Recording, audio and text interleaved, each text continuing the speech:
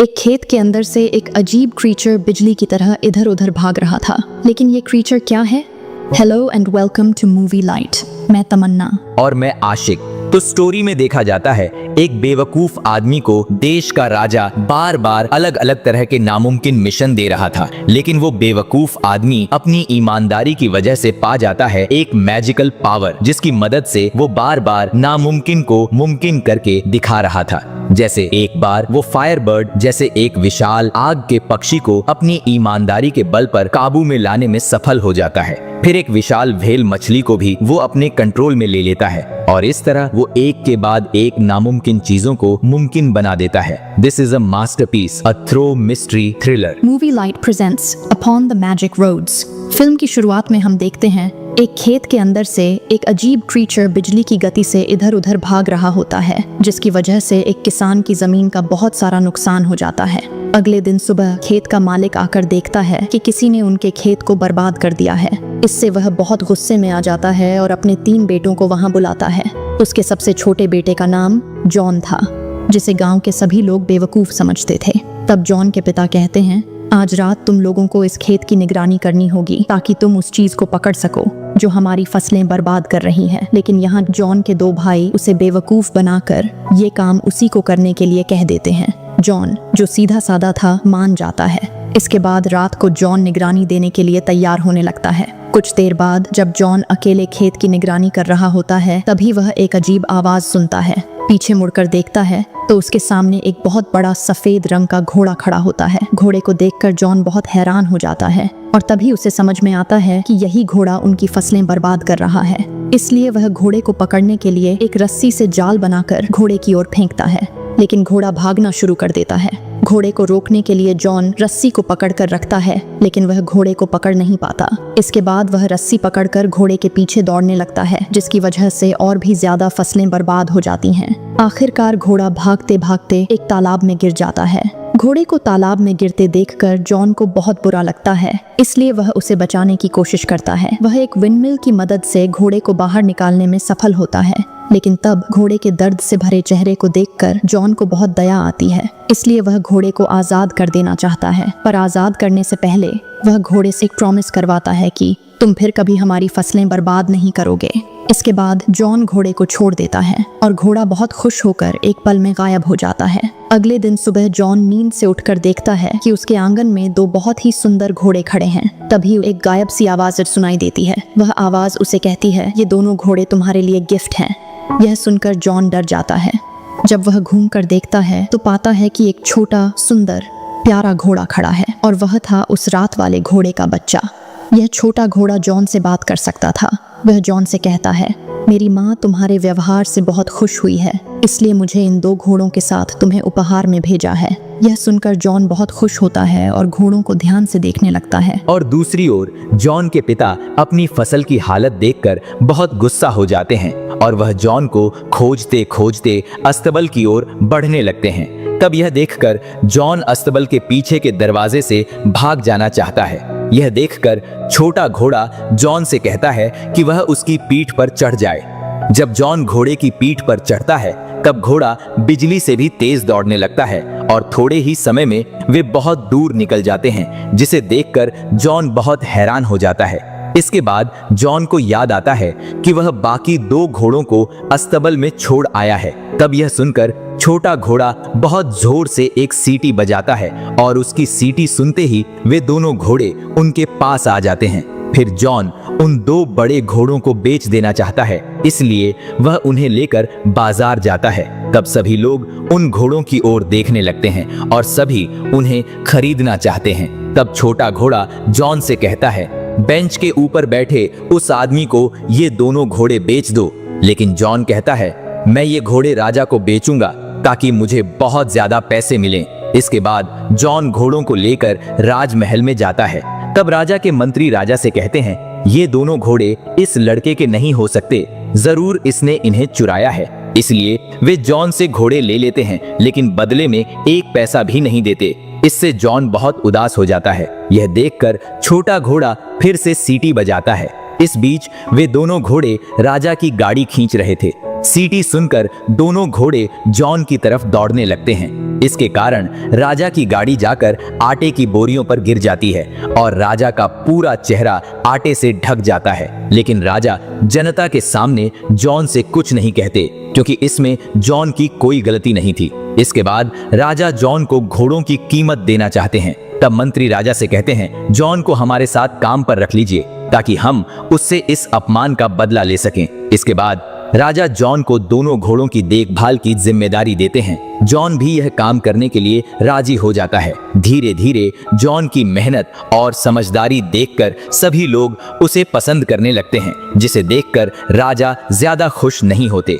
तब राजा के मंत्री फिर राजा से कहते हैं, जॉन को ऐसा कोई काम दीजिए जो वह नहीं कर पाए, और जब वह काम नहीं कर पाएगा तब हम उसे मार देंगे। वह आगे कहता है, आप जॉन से कहिए कि वह फायरबर्ड लेकर आए। आज तक कोई भी फायरबर्ड के पास नहीं जा सका है, जॉन भी नहीं जा पाएगा, और जब वह लाने में असफल रहेगा तब हम उसे फांसी दे पाएंगे। मंत्री की यह चाल राजा को बहुत पसंद आती है। इसके बाद राजा जॉन से कहते हैं कि वह फायरबर्ड लेकर आए। जॉन भी फायरबर्ड लाने के लिए राजी हो जाता है। तब छोटा घोड़ा जॉन से कहता है, तुम्हारा मान जाना बिल्कुल भी ठीक नहीं हुआ, क्योंकि फायरबर्ड को लाना इतना आसान काम नहीं है। अब तक जो भी फायरबर्ड को खोजने गया है वह कभी वापस नहीं आया। लेकिन चूंकि जॉन राजा से वादा कर चुका था, इसलिए वह अब पीछे नहीं हट सकता। यह सुनकर घोड़ा जॉन को एक जंगल की ओर ले जाना शुरू करता है। वहां पहुंचकर वे एक बादाम के पेड़ के पास पहुंचते हैं। घोड़ा जॉन से कहता है, फायरबर्ड को ये बादाम बहुत पसंद है, लेकिन जब भी वह ये बादाम खाता है तो गहरी नींद में चला जाता है, इसलिए हम तब उसे आसानी से पकड़ सकेंगे। फिर वे उस जगह पहुंचते हैं जहां फायरबर्ड रहता है। वे जमीन पर बादाम बिखेर देते हैं और फायरबर्ड के आने का इंतजार करने लगते हैं। कुछ देर बाद जमीन हिलने लगती है और बादाम की खुशबू से फायरबर्ड जमीन के नीचे से बाहर निकल आता है। वह सारे बादाम खा लेता है और फिर वह सो जाता है। तब जॉन उसे पकड़ने के लिए पास जाता है, लेकिन अचानक उसकी नींद खुल जाती है और वह जॉन का पीछा करने लगता है। आइलैंड में आग लग जाती है। फायरबर्ड जॉन को लगभग पकड़ ही लेता, तभी जॉन उसे अपनी आखिरी बची हुई बादाम दे देता है। उसे खाकर फायरबर्ड फिर से सो जाता है और इस मौके का फायदा उठाकर जॉन उसे लोहे की जंजीर से बांध देता है। जब पंछी की नींद खुलती है वह रोने लगता है। यह देखकर जॉन को बहुत बुरा लगता है, इसलिए वह उसे आज़ाद कर देता है। तब फायरबर्ड बहुत खुश होता है और उड़कर चला जाता है। जाते समय वह जॉन को अपनी एक पंख देता है जो आग की तरह चमक रहा था। इस पंख को देखकर घोड़ा जॉन से कहता है, राजा तुम्हें माफ नहीं करेगा। तब जॉन कहता है, मुझे विश्वास है यह पंख देखकर राजा समझ जाएगा कि हमने सच में फायरबर्ड को पकड़ा था। इसके बाद जॉन राजा के पास लौटता है और सबको सारी घटना विस्तार से बताता है, लेकिन राजा उसकी कोई भी बात पर विश्वास नहीं करता। तब जॉन फायरबर्ड का दिया हुआ पंख राजा को दिखाता है, लेकिन तब वह आग की तरह नहीं चमक रहा होता। इसलिए राजा ऐलान करता है कि जॉन को फांसी की सजा दी जाएगी। जब सब लोग जॉन को फांसी देने की तैयारी कर रहे होते हैं, ठीक तभी फायरबर्ड वहां पहुंच जाता है। उसे देखकर वहां मौजूद सभी लोग बहुत खुश हो जाते हैं और वे जॉन की बातों पर विश्वास कर लेते हैं। तब राजा भी जॉन को सजा नहीं दे पाता और मजबूरी में उसे प्रमोशन देना पड़ता है। लेकिन यह घटना राजा को और भी गुस्से में डाल देती है। वह मन ही मन तय कर लेता है कि किसी भी हालत में जॉन को मारना ही होगा। तब राजा का मंत्री फिर से राजा को सलाह देना शुरू करता है। वह कहता है, अब आप जॉन को बर्फ के देश में भेजिए, वहां से राजकुमारी को लाने के लिए कहिए। वह कभी भी राजकुमारी को लेकर नहीं आ पाएगा, तब हम जॉन को मार डालेंगे, और अगर किसी तरह वह राजकुमारी को ले भी आता है तो आप उससे शादी कर लीजिए। मंत्री की यह योजना राजा को बहुत पसंद आती है, इसलिए राजा जॉन को बर्फ के देश से राजकुमारी को लाने का आदेश देता है। जॉन भी तैयार हो जाता है। फिर वह अपने घोड़े को लेकर बर्फ के देश की ओर निकल पड़ता है। वे एक विशाल बर्फ से ढके पहाड़ पर पहुंचते हैं। वहां वे एक बहुत बड़ा बर्फ का दरवाजा देखते हैं, लेकिन उन्हें समझ में नहीं आता कि वह दरवाजा कैसे खुलेगा। तभी फायरबर्ड का एक पंख उड़कर दरवाजे की दरार से अंदर चला जाता है। उसी वक्त सारी बर्फ पिघलकर पानी बन जाती है और तेज बहाव में जॉन और उसका घोड़ा बहने लगते हैं। इसके बाद जॉन अंदर प्रवेश करता है और देखता है कि बहुत सारी राजकुमारियां सो रही हैं, लेकिन वह समझ नहीं पाता कि असली राजकुमारी कौन है। तभी फायरबर्ड का एक और पंख उड़कर एक लड़की के सामने गिरता है। गर्मी महसूस होने के कारण लड़की की नींद खुल जाती है। तब जॉन समझ जाता है कि यही असली राजकुमारी है। जॉन राजकुमारी से कहता है, हमारे देश के राजा आपसे शादी करना चाहते हैं। यह सुनकर राजकुमारी गुस्से में कहती है, अगर तुम्हारे राजा में इतना ही साहस होता तो वे खुद मुझे लेने आते। यह कहकर राजकुमारी पहाड़ से कूद जाती है। जॉन अपनी जान की परवाह किए बिना उसे बचाने के लिए उसके पीछे कूद जाता है। नीचे खड़ा घोड़ा यह देखकर तुरंत अपने पंख फैला देता है और जमीन पर गिरने से पहले ही जॉन और राजकुमारी को बचा लेता है। इसके बाद वे जंगल में रात बिताते हैं। वहाँ घोड़े को लगता है कि शायद जॉन को राजकुमारी पसंद आने लगी है, इसलिए वह जॉन से कहता है, अगर राजा को इस बारे में पता चल गया तो तुम्हारी मुश्किलें और बढ़ जाएंगी। दूसरी ओर राजकुमारी छुपकर उनकी बातें सुन लेती है और उसके मन में भी शक होने लगता है कि शायद उसे भी जॉन पसंद आने लगा है। अगली सुबह जॉन राजकुमारी को लेकर राज्य में लौट आता है। राज्य में प्रवेश करते ही सभी लोग राजकुमारी की सुंदरता देखकर मोहित हो जाते हैं और जॉन की तारीफ करने लगते हैं। लेकिन जब राजा जॉन को जीवित देखता है तो उसका गुस्सा और बढ़ जाता है, क्योंकि इस बार भी वह जॉन को मार नहीं पाया। इसके बाद राजा राजकुमारी से कहता है, मैं तुमसे शादी करना चाहता हूँ। तब राजकुमारी जवाब देती है, मैं तब तक शादी नहीं करूंगी जब तक मेरी माँ की खोई हुई अंगूठी नहीं मिल जाती। वह अंगूठी एक समय समुद्र में खो गई थी। और यह बात सुनकर राजा सोच में पड़ जाता है, इतनी पुरानी अंगूठी को भला अब कैसे खोजा जा सकता है। ठीक उसी समय जॉन वहां पहुंचता है और राजा उसे उस खोई हुई अंगूठी को खोजने की जिम्मेदारी दे देता है। लेकिन जॉन नहीं जानता चिल कि समुद्र के किस भाग में वह अंगूठी है, इसलिए वह अपने घोड़े से अंगूठी के बारे में पूछे, लेकिन घोड़ा भी इस बारे में कुछ नहीं जानता था। तब घोड़ा अपनी माँ की मदद लेता है। घोड़े की माँ उसे बताती है, अंगूठी एक विशाल व्हेल की पेट में है और वह व्हेल समुद्र की गहराई में एक द्वीप के पास रहती है। यह बात सुनने के बाद जॉन अपने घोड़े को लेकर उस द्वीप की ओर रवाना होता है। रास्ते में अचानक कुछ पक्षी जॉन के सामने आ जाते हैं, जिससे वह समुद्र में गिर जाता है। तब वे समझ जाते हैं कि वे उस जगह पर पहुंच चुके हैं जहां वह व्हेल है। जॉन पानी के नीचे बहुत सारी मोटी मोटी जंजीरों में बंधी विशाल व्हेल को देखता है। उन जंजीरों के कारण पूरी व्हेल मानो एक विशाल द्वीप बन गई थी। फिर जॉन व्हेल से पूछता है, तुम्हें किसने इस तरह से बांध रखा है? यह सुनकर व्हेल की आंखों में आंसू आ जाते हैं। वह कहती है, मैंने कुछ जहाज निगल लिए थे, इसीलिए बाकी नाविकों ने मुझे इन जंजीरों में बांध दिया। लेकिन अब मुझे अपनी गलती का एहसास हो गया है और मैं अपनी सजा भुगतने को तैयार हूँ। तब जॉन के दिमाग में एक तरकीब आती है। वह घोड़े के साथ व्हेल की नाक के अंदर जाता है ताकि वह छींक दे, और ठीक ऐसा ही होता है। व्हेल एक जोरदार छींक देती है और उसकी जंजीरें टूट जाती हैं। उसके पेट से सारे जहाज बाहर आ जाते हैं और वह आजाद हो जाती है। इसके बाद जॉन समुद्र किनारे लौट आता है, लेकिन वह तब तक व्हेल से अंगूठी मांगना भूल चुका था। ठीक उसी समय एक केकड़ा उसके सामने आता है और वह खोई हुई अंगूठी जॉन को दे देता है। असल में व्हेल जॉन का मन पड़ चुकी थी और केकड़े के जरिए अंगूठी भेज दी थी। जॉन फिर उस अंगूठी को लेकर राज्य में लौट आता है और राजकुमारी को सौंप देता है। अंगूठी देखकर राजकुमारी बहुत खुश हो जाती है और वह समझ जाती है जॉन उसके लिए कुछ भी कर सकता है। उधर राजा और मंत्री दूरबीन से घोड़े को देख लेते हैं। जब वे देखते हैं कि घोड़ा बोल रहा है, तब वे सोचते हैं कि घोड़ा जरूर कोई दुष्ट आत्मा, इविल स्पिरिट है। इसीलिए राजा घोड़े की ओर गोली चला देता है, लेकिन सौभाग्य से घोड़ा बच जाता है। इसके बाद राजा जॉन पर राजकुमारी का अपहरण करने का आरोप लगाता है। जॉन को उसकी नौकरी से निकाल दिया जाता है और जेल में बंद कर दिया जाता है। साथ ही यह घोषणा भी की जाती है, कुछ दिनों में जॉन को फांसी दी जाएगी। यह सुनकर राजकुमारी एक योजना बनाना शुरू करती है और फिर वह राजा से कहती है, मुझे शादी करने के लिए तुम्हें 3 अलग अलग बर्तनों में स्नान करना होगा। पहले बर्तन में उबालता हुआ गर्म पानी होगा, दूसरे बर्तन में बर्फ जैसा ठंडा पानी और तीसरे बर्तन में उबालता हुआ दूध होगा। अगर तुम इन तीनों बर्तनों में स्नान कर सको तो फिर से एक युवा व्यक्ति में बदल जाओगे। लेकिन राजा को यह बात असंभव लगती है।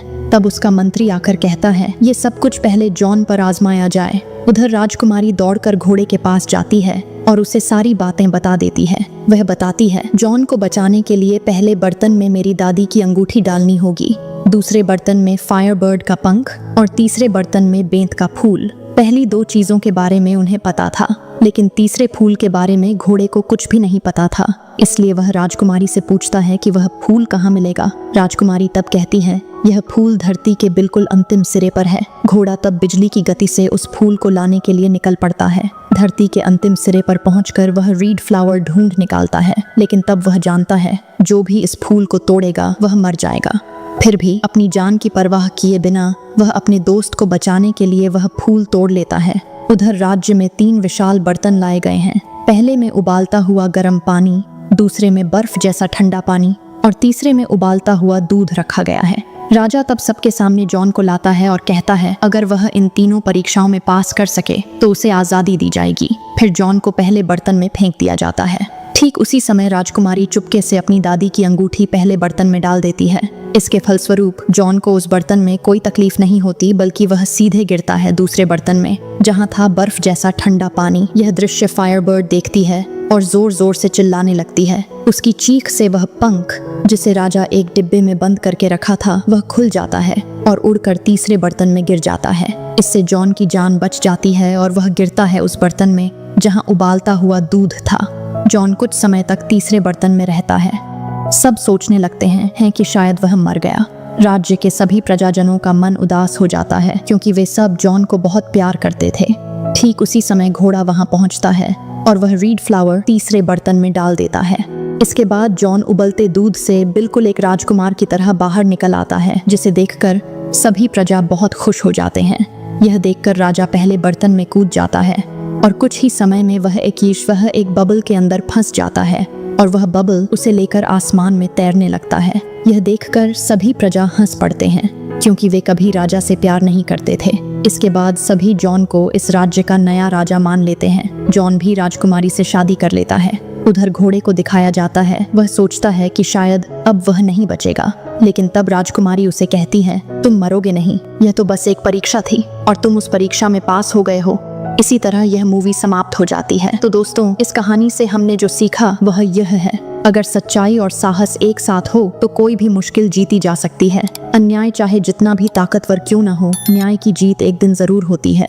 बलिदान और दोस्ती का असली मतलब वही समझता है जो मुश्किल समय में साथ खड़ा होता है। तो दोस्तों, ऐसी ही एक और दोस्ती भरी मूवी जहां 4 दोस्त मिलकर जाते हैं जंगल के एक टूर पर, लेकिन वहां उनके साथ होती है एक के बाद एक भयानक घटनाएं। इस जंगल में जो गलती से घुस जाता है उन्हें जाल में फंसाकर आदिवासी उनके शरीर से थोड़ा मांस काट लेते हैं और जिंदा छोड़ देते हैं एक खास कारण के लिए। इस जंगल में एक बार घुस जाने के बाद जिंदा बाहर आना लगभग नामुमकिन है। मांसखोर आदिवासी इतने लोगों का मांस काटते हैं कि जंगल के एक तालाब का पानी हमेशा लाल रहता है। नदी के पानी के अंदर ही छिपा था वह मांसखोर आदिवासी। वे इंसान को पकड़कर अपने अड्डे पर ले जाते हैं और शरीर से थोड़ा मांस काट लेते हैं। इसके बाद उसे जिंदा छोड़ देते हैं उस डरावने जंगल के बीच। लेकिन क्यों? यह रहस्य जानने के लिए पूरी मूवी देखिए। ऊपर इस वीडियो पर क्लिक करें।